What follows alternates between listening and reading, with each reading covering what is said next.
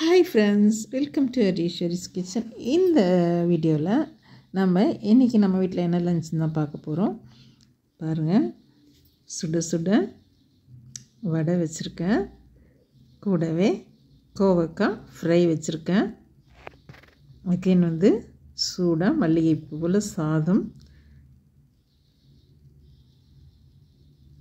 இன்றைக்கி நம்ம வீட்டு ஸ்பெஷல் குழம்பு அப்படின்னு பார்த்தீங்கன்னா மோர் குழம்பு தான் வச்சேன். வடை சுட்டு போட்டு மோர் குழம்பு வைக்கிறது என்னோடய ஃபேவரெட் இல்லையா, அதனால் வீக்லி ஒன்ஸ் கண்டிப்பாக வச்சுருவேன். இன்றைக்கி நம்ம வீட்டில் அந்த குழம்பு தான். கூடவே வடை சைடில் 2 வச்சுருக்கேன் பார்த்தீங்களா, அது சைடில் தொட்டுன்னு சாப்பிட சூப்பராக இருக்கும். அதே குழம்புலேயும் நம்ம வடை போட்டிருந்தோம். மோர் குழம்பு செம சூப்பராக ரெடி ஆயிடுச்சு. அகைன் தவா ஃப்ரை, கோவக்காய் தவா ஃப்ரை அதுவும் ரெடி ஆகிடுச்சு. மாவு மிக்சியில் தான் அரைச்சேன். இந்த மாதிரி பக்குவத்தில் மாவு அரைச்சிங்க அப்படின்னா எண்ணெய் ஒரு துளி கூட குடிக்காது. எத்தனை வடை சாப்பிட்டிங்கனாலும் உங்களுக்கு எடுத்து கழிச்சிட்டு வரும்ல, அந்த மாதிரிலாம் வராது. எண்ணெயோட குடிக்காமல் அருமையாக வருங்க. இந்த மெத்தடில் மாவு அரைச்சிங்க அப்படின்னா இஞ்சிலாம் போட்டு செமையாக மாவு அரைச்சி வச்சுருக்கோம். ஒரே கையிலே தட்டி அழகாக போட்டுடலாம். இலைலாம் எதுவுமே தேவையில்லை, சூப்பராக வரும் மெதுவடை.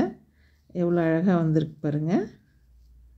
அவ்வளோதான், மெதுவடை சுட்டு போட்டு மோர் குழம்பு வச்சுட்டு கூடவே சைடில் வச்சு சாப்பிட்றதுக்காக கொஞ்சம் ஒரு 5-6 வடை அப்படியே மோரில் தயிரில் குழம்புல போடாமல் வச்சுருந்தேன்.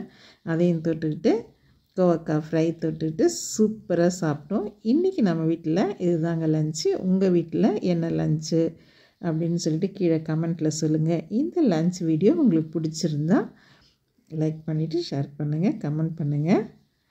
பாருங்கள், இந்த மாதிரி பதமாக மாவு அரைச்சோம் அப்படின்னா நம்ம ஒரே கையிலேயே அழகாக உருட்டிட்டு, இலெல்லாம் வேண்டாம், அப்படியே கையிலே வச்சு உருட்டி தட்டிட்டு ஒரு ஹோல்ஸ் போட்டு சூப்பராக எண்ணெயில் போட்டுடலாம்.